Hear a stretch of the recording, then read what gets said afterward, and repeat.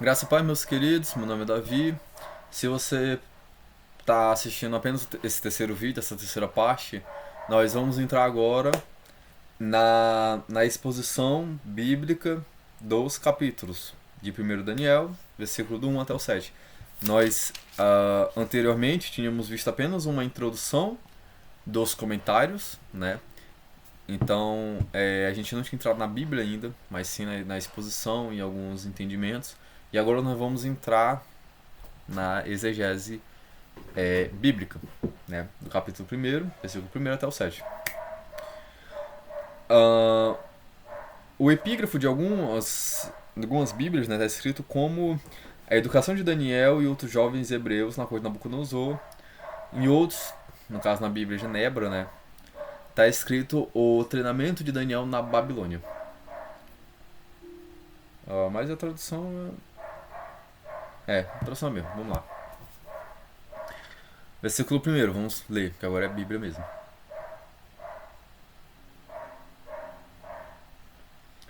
No ano terceiro do reinado de Joaquim, rei de Judá, veio Nabucodonosor, rei da Babilônia, Jerusalém, e a sitiou. O Senhor lhe entregou nas mãos a Joaquim, rei de Judá, e alguns dos utensílios da casa de Deus.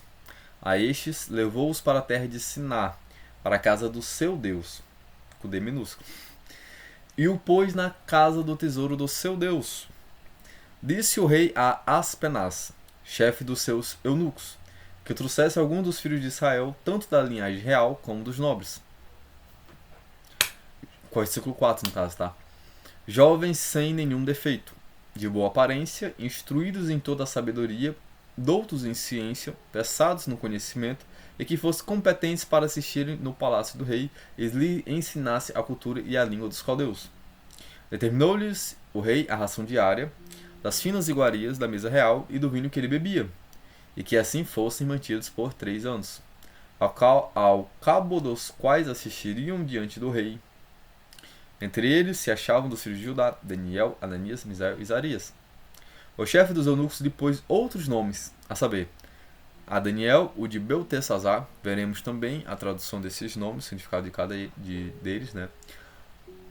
Tanto os nomes originais deles, de nascença, como os nomes que foram postos, né, pelos babilônicos.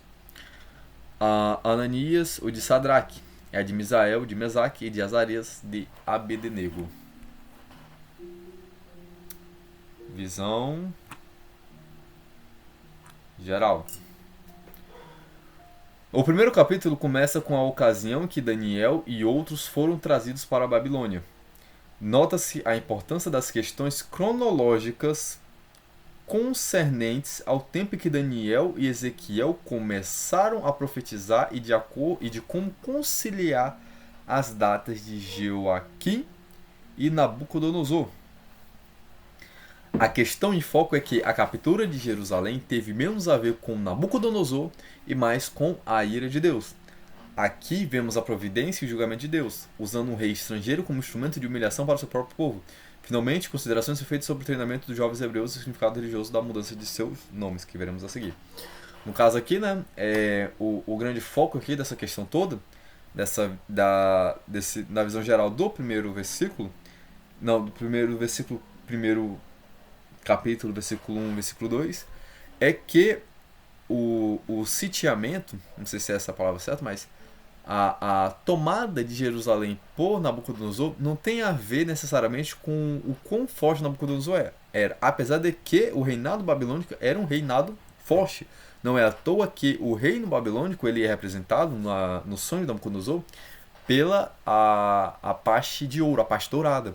Porque era um reinado, meu irmão. Era tipo a rainha do mundo, Babilônia, sabe? Tu pensa que Roma era grande coisa, tu pensa que Alexandre o Grande era grande coisa. Naquela época, para as circunstâncias daquele momento, Babilônia era a senhora do mundo. Porém, mesmo sendo senhora do mundo, não foi pela força de Nabucodonosor que ele conquistou Jerusalém. A Bíblia fala que o Senhor entregou o rei de Judá, Jeoaquim, nas mãos de Nabucodonosor. Então Nabucodonosor, um ímpio, alguém que não era convertido, foi usado como instrumento de Deus para corrigir os seus filhos. Então nós vemos aqui a intervenção e a provisão divina na vida daqueles que ele o ama. E para isso, se necessário for, e dê glória a Deus se isso acontecer, porque o pior é quando não acontece e você mergulha na sua própria perdição, comendo novamente o vômito, né? É igual um cachorro que come seu vômito, que é a pessoa que retorna para o mesmo pecado, né? O mesmo pecado e tudo mais. Então agradeça a Deus quando isso acontece, não se sinta constrangido, não se sinta envergonhado, não se sinta triste. Dê glórias a Deus, porque Deus lhe corrigiu, usando pastor, usando profeta, usando quem for, usando até mesmo maconheiro da sua cidade, né? Porque isso significa que Deus ainda Deus ele te ama, tem um propósito na tua vida e ele quer ver esse propósito acontecendo. Por mais que você não queira, Deus ele sempre vai agir de forma para fazer com. Na verdade, ele não vai agir de forma para fazer, porque independente se ele intervir ou não, os planos dele vai acabar acontecendo. Porém, nós vemos, né, essa intervenção divina e essa providência divina, esse castigo que servia não para punir, mas sim para corrigir o povo de Israel através da mão de um ímpio, que o mesmo ímpio posteriormente seria, né, convertido e louvaria com sua própria boca e ainda decretaria para que todos, né, adorassem o Deus de Sadraque, Mesaque e Abednego, de Daniel. Enfim, principais pontos do capítulo. Comentário de Felipe Melacton. Aqui estão principais pontos do capítulo. Primeiro, com a punição dos ímpios, pode ver claramente a grande calamidade do povo judeu, ou seja, o grande declínio, né? Que estado o povo de Deus estava naquele momento, porque precisou ser corrigido, né? Imagino que Joaquim também não tenha sido um bom rei, né? Nem tanto para o povo e também nem para Deus, afinal de contas, Joaquim foi entregue na mão de Nabucodonosor como punição ao povo de Israel, como castigo por Israel. Então, provavelmente, o rei tinha responsabilidade naquilo lá. Caso contrário, ele teria sido poupado. Aí seria a história de Daniel, Mesaque, Abednego e Joaquim. Podemos ver claramente a grande calamidade do povo judeu, né? E segundo o que Deus, em uma medida extraordinária, faz promessas e protege a sua igreja, mesmo quando ele pune os ímpios, né? No caso aqui, Deus puniu o povo rebelde, porém protegeu aqueles que foram fiel. Daniel, Sadraque, Mesaque e Abednego, mais uma penca de galera que foi influenciada provavelmente por esses 4 aí. Mas também pune aqueles que rejeitam a correção, rejeitam a palavra, rejeita a correção de Deus em si, né? Ele é recíproco. Aí você tem que fazer uma análise se isso te assusta ou se isso te conforta, se Deus ele é recíproco, se ele claro que ser recíproco não significa que ele é condicional. Ele não nos ama de acordo com aquilo que nós fazemos, que isso aí é um amor condicional. Eu amo você na medida daquilo que você me proporciona algo. Isso aí é um amor condicional. O amor de Deus ele não é condicional, né? Ele é incondicional. Porém, mesmo sendo incondicional, ele também é recíproco. Se você rejeita Deus, ele rejeita a você, rejeita de forma consciente, né? Você conhece tudo mais Deus e você rejeita ele, Deus rejeita você. Então, nós vemos uma medida extraordinária, ou seja, uma medida extrema,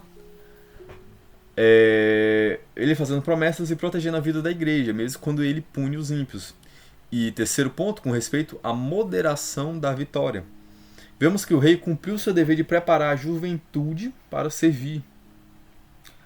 Juventude, porque provavelmente Daniel e seus amigos eles eram adolescentes, né?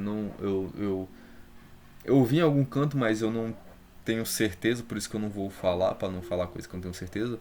Mas aparentemente Daniel, quando foi levado cativo, tinha seus 13, 14, 15 anos por aí. Eu acho que se tiver chegado no ensino médio, ele estava no primeiro ano agora. Mas acho que não tinha isso não. Tava entre tipo o Fundamental 2, né? O sexto ao nono ano.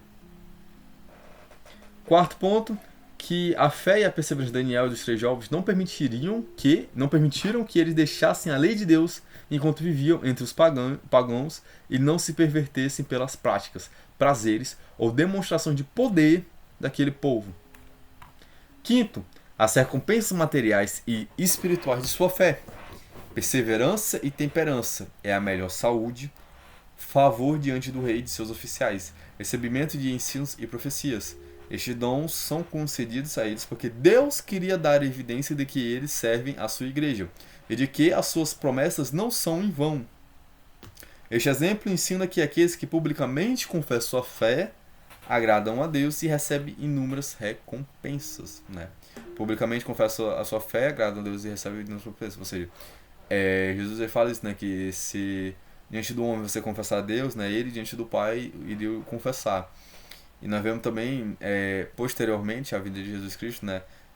Profetas, pessoas, né, na Bíblia que confessaram confessaram a Deus publicamente, com a boca, professor, com as atitudes, professor, tudo mais, a Deus de forma pública, espontânea e, de preferência,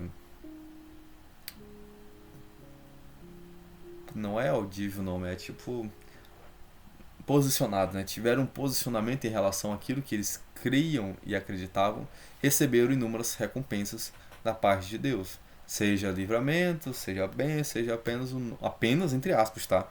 Seja o livro, ou seja o nome dele escrito no livro da Bíblia. Ou seja o nome dele escrito no livro da vida.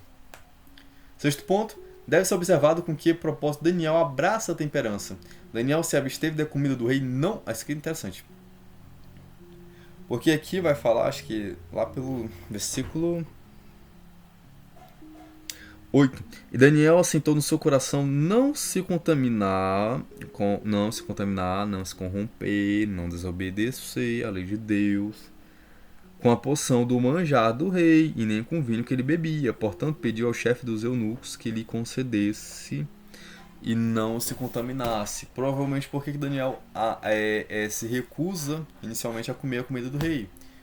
Porque ele provavelmente tinha conhecimento, por ouvir falar, ou conheceu e viu pessoalmente, que provavelmente é conhecimentos, né, que ele ouviu, de que aquelas comidas, além de serem proibidas para eles comerem, porque está lá no livro da lei deles, né, acho que está em Levíticos, os alimentos que poderiam comer ou não, Deus havia proibido e que esses alimentos, manjares e bebidas do rei eram oferecidas a deuses pagãos. Então você sentar na mesa do rei e comer a comida que era oferecida em sacrifício dos falsos deuses, era você publicamente confessar aqueles falsos deuses ao invés do Deus de Israel. Era você cultuar a falsos deuses.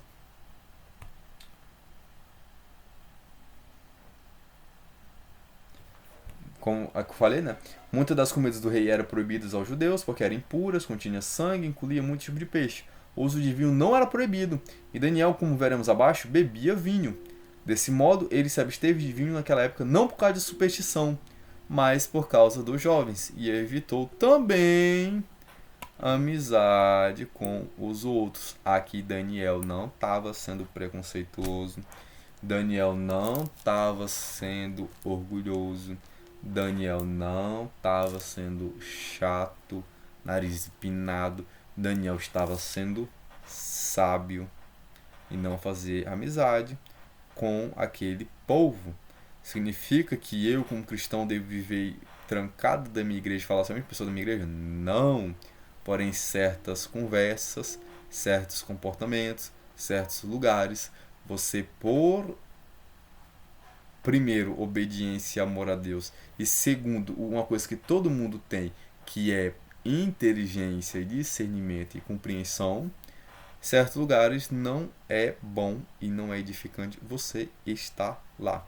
Então Daniel não foi orgulhoso, Daniel não foi nariz empinado, Daniel não foi crente chato, hipócrita que falava, não nesse caso aqui, né, mas tô falando de nós, e fala do amor de Cristo, porém não cumprimenta a pessoa no passo na rua. Isso já é hipocrisia. Porém, aqui Daniel não foi hipócrita. Daniel foi sábio, prudente e vigilante.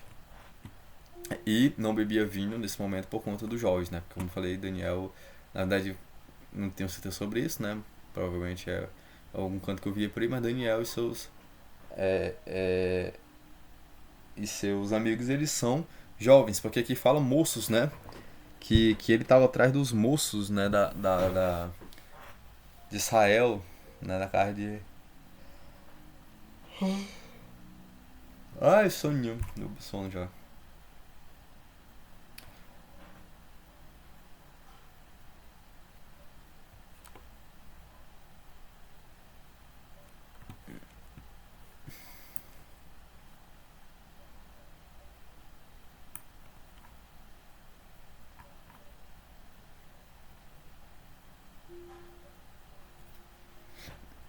Tem algumas coisinhas que eu vou pular, provavelmente eu vou fazer no próximo vídeo, porque como eu disse, esse aqui vai ser mais, esse vídeo aqui ele é mais exegético, então provavelmente quem tá aqui quer ouvir mais da Bíblia do que do que introdução e tudo mais. Mas eu vou voltar, porque eu dei uma lida aqui, é uma coisa muito interessante. Tô com sono, cara, mas vai dar certo. Capítulo 1, versículo 1, a queda de Jerusalém. O Senhor deu. Desse modo, é contra os judeus que Deus batalha, não contra o rei da Babilônia. Aliás, o fato de Joaquim ser capturado, os artefatos do templo levado, não deve ser atribuído ao poder de Nabucodonosor, mas sim à vontade de Deus, como eu já tinha comentado antes. E que, embora longânimo, no caso, longânimo é demorado, né? Então, embora que demorado, não deseja mais suportar a impiedade do seu povo. Desse modo, Nabucodonosor foi um instrumento da ira de Deus. Mas Daniel claramente declara que o rei Nabucodonosor não possui Jerusalém, ele mesmo no seu livro, no caso, né? E não foi o conquistador da nação do seu próprio valor. Conselho, fortuna ou mesmo sorte. Mas porque Deus desejou humilhar seu povo. Desse modo, Daniel nos mostra a providência, o julgamento de Deus, para que não pensamos que Jerusalém tenha sido tomada em violação às promessas de Deus a Abraão e sua posteridade. Foi necessário que colocasse aqui que foi o Senhor que entregou Jerusalém às mãos do rei Nabucodonosor, para que o povo não pensasse que Deus estaria violando a própria promessa dele com Abraão e a sua geração. Porque, pô, Abraão, tu. Como é que é aí? Tu, Deus, né? No caso, os judeus falando, Deus, promete para Abraão que da descendência dele, né? Ele seria pai de grandes nações e tudo mais. E não contaria lá as gramas das areias, da praia, das estrelas do céu, assim, aos teus filhos, papapá. Aí chega aqui na hora, tu vai lá pra Moisés também e fala que a gente vai pra uma terra prometida e tudo mais, comer leite, mel e tudo mais, uvas, coisas boas, né? Aí chega agora nós lá de novo. Então ele coloca aqui que o Senhor o entregou para não tirar o crédito do Senhor sobre esta ação de Nabucodonosor. Cara, tô com muito sono, cara, meu Deus do céu.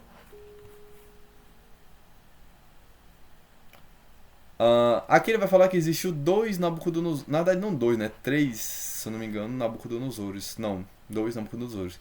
Na verdade, um não se chama Nabucodonosor, um se chama. Esqueci. É o pai Nabucodonosor. Esqueci. Seguinte, daqui pra cá eu vou continuar, porém em outro momento, porque eu tô com muito sono mesmo, já é meia-noite e meia. Mas eu vou continuar no próximo vídeo, provavelmente com outra roupa. Nós paramos agora no tópico e vamos entrar sobre os Nabucodonosores, no caso Nabucodonosor e o seu pai, e a captura de Jerusalém e os novos nomes que eles receberam, o significado de cada nome. Muito obrigado por você que acompanhou até aqui, que Deus abençoe a sua vida, renove a sua mente, seu entendimento, lhe dê sabedoria, graça e entendimento da palavra de Deus, e cede principalmente em buscar obedecer os mandamentos perfeitos de Deus. Deus abençoe. Até amanhã.